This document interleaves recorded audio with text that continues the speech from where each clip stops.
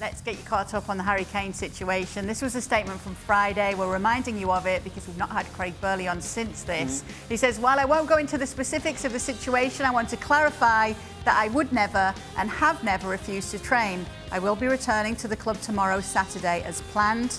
He did.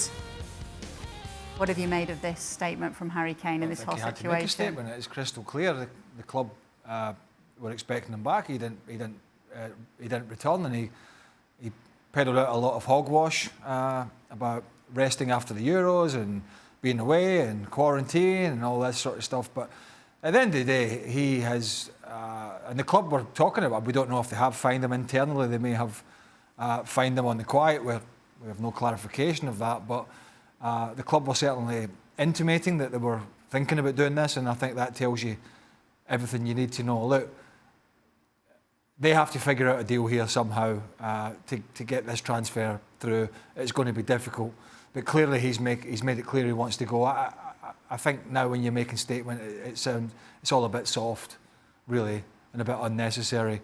But yeah, clearly there's a discord between what he wants and what Daniel Levy and the board want. He's trying to bring the fans into it, and I don't think the fans really care anymore. They just want this situation resolved one way or the other, because the longer they leave it, and if Levy drops Espirito Santo, the manager, in it right at the death by finally agreeing a deal, if that's the case, right before the end of the transfer window, and they're left in the lurch and they have nobody else because it's so late, that's a bigger problem. Craig, he says that he released the statement because he felt that his professionalism had been called into question and it really hurt him, that was the case, that's what had been put out there. That's why Harry Kane. Well, the club said he was due back and he didn't come back. But then he says he was due back on Saturday. So either that statement or that part of the statement at least is just an outright lie, or something's going on between Harry Kane, Daniel, and those. Well, I have to be honest with you, right? And I have to be honest with you, and I think I'm going to talk for probably Spurs fans or fans of football. I don't think anybody really cares whether they fine him 2 weeks' wages, a month's wages, or he's 4 or 5 days late coming back. I don't think that's just sideshow. We know Harry Kane wants to leave. And we know Daniel Levy's digging his heels in here. This is a problem. The 4 days training and whatever, it's not professional, it's unprofessional, and whatever side of the fence you sit on, Kane's or the club, I don't really care. The big problem here is, what's the end game? If the end game is blocking a move, we have a seriously unhappy player in our hands at Tottenham Hotspur. And we can talk about professionalism all you want. I've seen it. Seen players who don't get a move, and it rarely ends well, particularly when they're pushing for it. So this is a bigger issue in terms of what are the next couple of weeks or whatever it is going to bring, and just how tough are Tottenham going to play this, and Man City if they're the only suitors. So that's a bigger problem than this 4 or 5 days or a week missing training. That's all some sideshow to the big show, which is, where's this going to end? Because this could end really badly for either of them.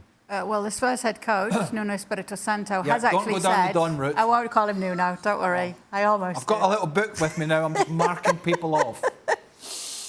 I don't want to upset you, Craig. You're not upset me. It's just a fine. I won't call him Nuno, and I won't call the other coach Pep without the Guardiola. Don't worry.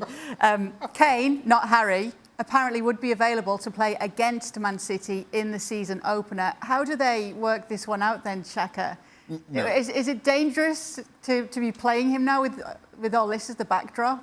If this is the backdrop and there's any truth to Spurs' stance about Harry Kane and his return, I don't see how Nuno includes Harry Kane in his starting 11. I just feel that sends absolutely the wrong message. It says that Harry Kane is in charge, that Nuno Espirito Santo has to do what Harry Kane dictates, and the spillover to that is the message to the rest of the dressing room. And who's in charge? And that for me is something that even a new manager coming in never really gets back, if that is his first salvo. Yeah, but here's the problem for Spurs. Who else? Who plays? Spurs are already a thin squad.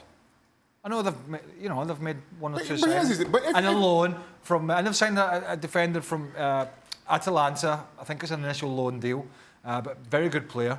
Signed a goalkeeper, but you know, if this is an issue around Kane and his fitness and who's going to play? If you're Spurs and that's the position that you're in, it's against Man City.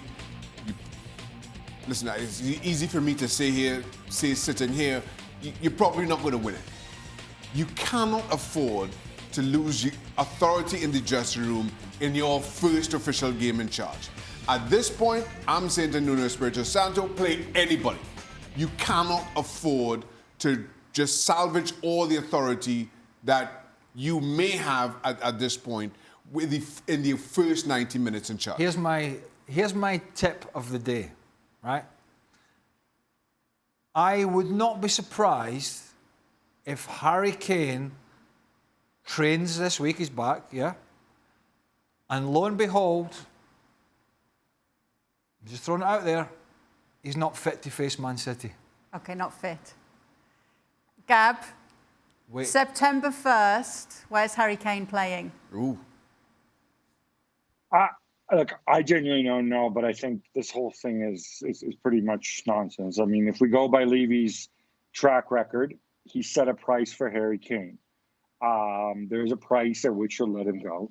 Manchester City rightly don't want to pay that price. They want to negotiate it down.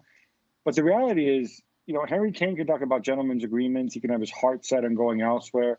The reality is, when you sign a 6-year deal, you lose that leverage. That's what you forfeit. It's really difficult for you when you've got 3 years left on your contract to force a move to a different club. You can do it by going and acting foolish and whatever, going on strike, which, by the way, is very much against the image of Harry Kane. And I think, you know, he might be damaging himself in other areas if he does that. I think I wouldn't be surprised if Levy doesn't hold out every last penny, knowing that. And I disagree a bit with Craig here. I agree that some players, when they don't get a move and they're unhappy, their season goes down the tubes. Others, though, Harry Kane looks at it. If this move doesn't happen now, he says, I'm here. I have another season. I need to go prove myself. I still care about Tottenham Hotspur. I'm stuck here. The best thing I can do is go and perform so that a year from now, City don't go and sign Kylian Mbappe or Erling Haaland or whatever. And so they'll still look at me if this is the move I want to make a year from now. So I think Levy will be banking on that as his backup plan. And, you know, maybe City do show up with 150 million or whatever crazy price he's put on him. But, you know, that kind of money for a striker that age, I know there's the Lukaku deal, whatever, that's not a benchmark. You know, these are enormous amounts of money in this football economy right now. And so I think he's going to hold out for that. Thanks so much for watching ESPN on YouTube. And for more sports highlights and analysis, be sure to download the ESPN app. And for premium content and live streaming, subscribe to ESPN Plus.